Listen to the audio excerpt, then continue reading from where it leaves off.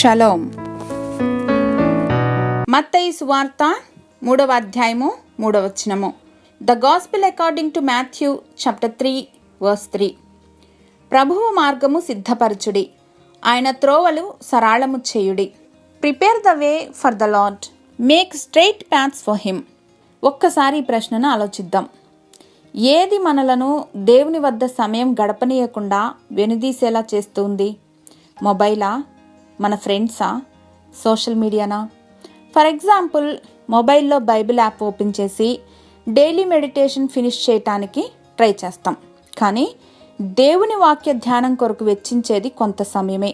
ఆ తర్వాత ఇతర సోషల్ మీడియా యాప్స్లో ఎక్కువ సమయాన్ని వృధా చేస్తూ ఉంటాం. దేవుని సన్నిధిలో సమయం గడపాలనే నిర్ణయంలో కమిటెడ్గా ఉన్నప్పుడు we don't try to compromise. మన యొక్క సిద్ధపాటు, దృఢమైన సంకల్పమే మన కొరకు మార్గము సిద్ధపరుస్తుంది. మన త్రోవలోని ప్రతి అడ్డంకును తొలగించి మార్గాలను సరళము చేస్తుంది. హల్లెలూయా.